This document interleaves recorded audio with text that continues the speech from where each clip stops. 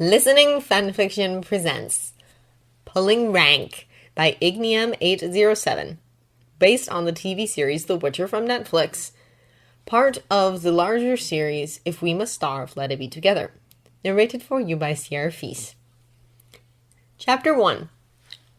Witchers, as a general rule, do not involve themselves in the affairs of men. Which king marries who and how much grain each township is taxed are of little consequence to immortal monster hunters.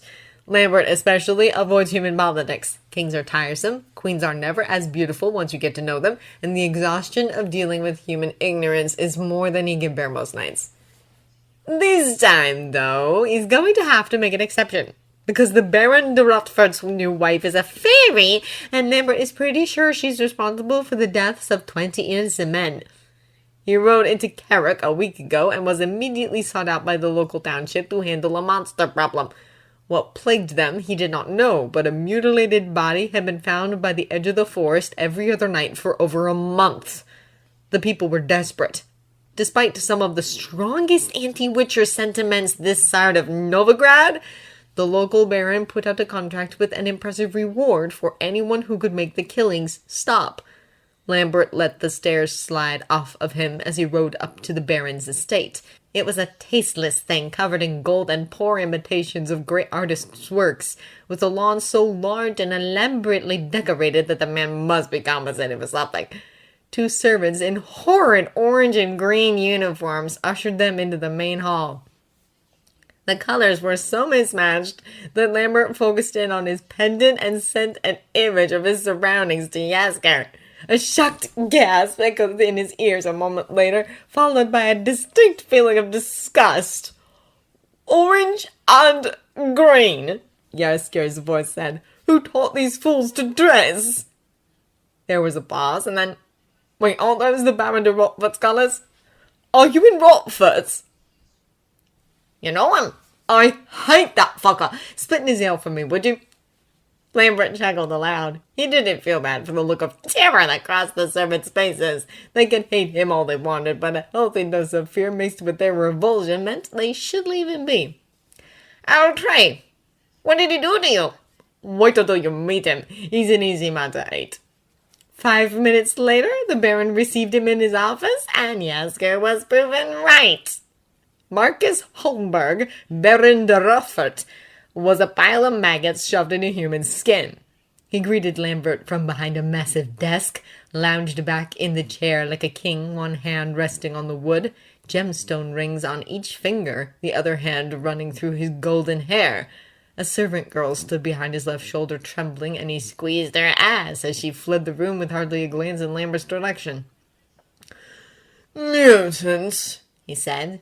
"Bastard," Lambert thought. What he said was, "Baron, I hear you have work for me." "Lamentably, I would ban your filthy kind from my land entirely if I could, Witcher." He eyed Lambert up and down, gaze lingering at the scars on his face and the hair he hadn't washed in a few days. "Disgusting creatures, aren't you? No better than the beasts you hunt. But even beasts have their uses." Lambert ground his teeth together. He was no stranger to prejudice, particularly from nobility, who always seemed to think themselves more divine than human, but rare was the man who would declare it to his face. "The work?" "A mystery," answered the Baron. 20 dead farmers and a decided drop in the taxes I am owed due to unworked fields." He clicked his fingers against the desktop, rings glinting in the light. "Find it. Kill it. Bring me its head. I'll give you some silver, and I can have the joy of never seeing your brutish face on my property again. Does that suit, Witcher?" "Perfectly." Lambert saw himself out, fuming though he was. He didn't miss the beautiful woman he passed in the hallway, nor the way his wolf medallion hummed against his chest. His room is as far from the main hall as the Baron could offer. It has not been dusted in years. The sheets are ancient, smell of mold, and have a diamond pattern with the same combination of orange and green that was on the servants' uniforms, giving it the general appearance of day-old vomit. Lambert sleeps on the floor. Dawn filters through his windows a few hours later, and he wakes, head tilted towards the door in expectation of a knock. It is the noble host's duty to provide breakfast for their guests. Jaskier was very clear on that point during his decorum lessons last winter, but when it becomes clear that no such knock is forthcoming, Lambert stumbles out of his bedroll and goes in search of food. He nearly trips over a bag of pig slop that had been left outside his room. The thing reeks of half-rotten vegetables and chicken innards. He kicks it away with a sneer. To hell with spitting in the man's ale. Lambert is going to piss in it. The locals hate their baron nearly as much as the monster that hunts them. No one is willing to speak to him until he starts suggesting how nice it would be to relieve the baron of his coin. That earns him begrudging smiles from the farmers he visits, and their stories start flowing forth. Figuring out that the baron's new wife is the source of the town's problem is laughably easy. Every man to speak of her does so with wistfulness in his tone. Some of the women, too, describe her ethereal looks and eternal kindness. Why she married such a bastard of a baron, no one can explain. They're all too busy being grateful for her smiles and her shining hair and the way she looks at them when she emerges from the halls of the manor. Lambert has never seen such an obvious enchantment. The Baroness could probably hold a dagger to the throat of any one of the villagers and have them thank her for it. Their besotted descriptions, paired with the furious vibrations of his medallion when they meet for lunch, paint a clear picture. The Baroness is a murderer, and from the glimpse of her gossamer wings that he catches in a silver mirror while tailing her through the manor, she is also a fairy. It leaves him in a tricky spot. Killing her would be simple. Near as he could tell, she isn't a fighter. The enchantment on the town ensures that her prey is willing and unafraid. She has no need to practice defensive magic when everyone she comes across bows beneath her power, so Lambert is certain that one good swipe with his silver sword would take her head clean off and end the village's terror. The only problem is when. He's not foolish enough to expect a reward from the Baron for killing his wife. The second she dies, fairy or no, she will be painted as the victim and Lambert as the brutal killer. But be that as it may, he cannot leave the townspeople to die. It will have to be handled quietly. Pack his bags, slay the fairy, and leave town before the Baron is any wiser. Nothing goes according to plan. Lambert tracks the Baroness as she leaves the manor and heads into town. She turns down a series of side alleys, and he follows on silent feet, sword already drawn. When she freezes at a dead end, he comes to a halt. "Are you there, Witcher?" she calls. There is no point in hiding. Lambert steps out from the shadows and lets his blade flash in the moonlight. "Aye," he says. "I'm here." "Then I suppose my time is up." Lambert cocks his head and meets her eyes. They gleam with magic in the dark of the alleyway. "Did you kill those people?" The Baroness grins. "I did. Dreamed them of their lives, and left their bodies for my people in the forest. Neat handiwork, don't you think?" "It is a clever complacency spell." "I know," she sighs. "Pity it doesn't work on you." "Pity," Lambert agrees. It's odd he thinks that she isn't putting up more of a fight. Fairies are notorious for their tricks and riddles, their schemes to lure in mortals and ruin them with magic. Even without true fighting skill, he expected her to try to make a deal, or simply to run when she learned he was on to her. The Baroness lets down her hair. It falls in chestnut brown curls down her shoulders, becoming disheveled as she runs her hands through it. She slides one side of her dress down, and Lambert wonders idly if she's trying to seduce him. She's not doing a very good job of it. "Come on then, Witcher. Kill me." It's so obviously a trap that Lambert has to do a double take. But he can sense that there is no magic in the area, no strange talismans around her bare neck, nothing unusual about the alley, and no other fairies in town as far as he could tell from his day spent amongst the villagers. If this is a trap, Lambert cannot see it, and he cannot defend against it. Instincts honed by years of experience scream at him to act. He raises his sword and lunges. The instant his foot leaves the ground, the world shifts. Moonlight is replaced by torchlight, uneven cobblestones by gleaming wood. The Baroness cowers, eyes dull like a mortal's, and screams. "No!" she cries, but it's too late. Momentum carries Lambert's sword forward, and her head tumbles from her shoulders with a sickening thud. Silence in the hall. Gone is the dark alleyway. Lambert raises his eyes from the fairy's body to take in the scene before him. There is a minstrel a few feet away with a slack jaw. At the main table, nobles and their servants are frozen with their hands in the air, shock written plainly across their faces, meals forgotten before them.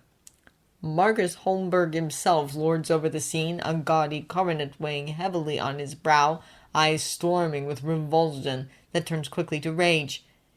Ever so slowly, Lambert gets to his feet.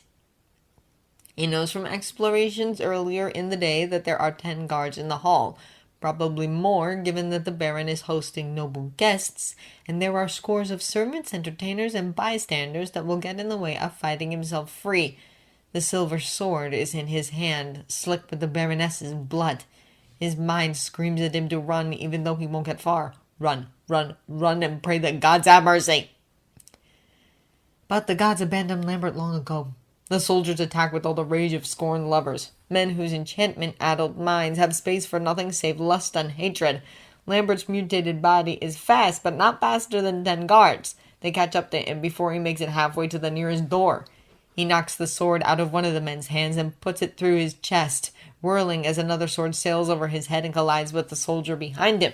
The move takes his balance away for a few precious seconds. A spear collides with Lambert's right knee, and he falls, catching another blow with his sword as he goes.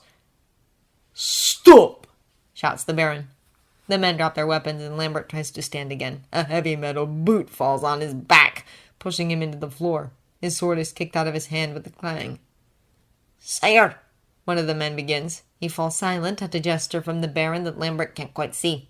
Silk shoes whisper over the polished floor as Marcus approaches his fallen bride. "My wife," he says. It is spoken with the tone of a child who has lost their favorite plaything. "My wife," he repeats, a theatric boom in his voice. "My beautiful bride, slain by this beast." Lambert cannot see the Baron, but is certain that a bejeweled finger is being pointed in his direction. "Throw him in the dungeons." "Great," Lambert thinks. 3 soldiers lift him by the arms as a 4th presses a spear against the small of his back. He stumbles forward at their insistence, eyes scanning the room for a way to escape, but finding nothing. "What happened?" It's Geralt's voice, gruff yet open in the way he is after he has just woken. He must be halfway across the continent for him to be waking at this hour. Far away, and of little use even if he were with Lambert. There are too many men to fight, too many innocents for an all-out slaughter. Lambert sends images through the pendants. The Baroness bearing her neck in the alleyway, the shift, her head rolling on the floor, and her husband's face when he realized it was a witcher who put it there. He can feel Geralt thinking as the guards march down the hall after hall, their boots ringing on the stone. They throw him in a cell none too gently, and 2 men hold him down while another searches him for weapons. Lambert sends an image of that too. "Escape route." The room is dark, lit only by the torches held by the guards in the hall outside. No windows, 1 door, metal bars thick and rust-free, barring him from making a run for it. "Not many." "Resources?" Lambert looks around. His cell is sparse, with little more to speak of than a few pebbles on the floor. The guards stripped him of his potions, knives, and anything else they deemed a threat. In a rare burst of wisdom, these lackeys seem to realize that anything can be deadly in a witcher's hands, and have divested him of everything save his tunic, trousers, and a few pieces of leather armor. "Not many," he repeats. A new voice comes down the line. "Oh, Lambert, dear, what have you gotten yourself into?" "Nothing pleasant, Jaskier. This Baron of yours is a real piece of work." Jaskier's offended scoff comes down the line, clear as day. "He's not my anything. He's a bastard and a scoundrel, and honestly, I'm not shocked that the man had you thrown in prison a few days after meeting you. Marcus always did have a pathetic little power complex." Lambert thinks on his first impression of the man and finds himself agreeing. "I think he's compensated for something." A delighted laugh rings in his ears. "I've seen his court. It's tiny." "You've seen his—" "Lambert," Geralt interrupts. "Have they hurt you?" Given the fact that he killed their Baroness and 3 soldiers in the span of a few minutes, Lambert is grateful that the bruises in his side aren't worse. "No." "Are they going to?" Jaskier asks. The mirth in his tone is fled. "Probably. I killed their fairy Baroness. Most of the town was under her enchantment." The light in the hallway fades as the guards leave for the night. Before the last of them slips out, he spins on his heel and spits directly in Lambert's face. Fucking mutant. I can be there in a week, Geralt says. We can't fight our way out of this one, Geralt. It isn't Nilfgaard. The Baron is not without protection. He cannot see his brother's face, but Lambert would bet anything that Geralt's brows are drawn in frustration. They cannot win this fight. Any attempt to break Lambert out with force would be a suicide mission. We can try. No need for that. Jaskier cuts in, forced joviality in his voice. He always sounds strained like this after the mention Nilfgaard, though the pain isn't as bad as it once was. Lambert gets the urge to slaughter someone every time he hears it. As it happens, I am in the area. I parted ways with Eskel a few days ago, and I made my way to Kerack. I could be at the piss-poor fields of Rotford. Pardon. And what are you going to do about it? Lambert can't keep the incredulity out of his tone. Write a nasty song about him. I have written several nasty songs about him, actually, but that is beside the point. I'm going to use something you riches don't seem acquainted with, darling. A tool that has not yet entered your arsenal. Jaskier pauses, no doubt, so a teasing grin can spread across his face. Diplomacy.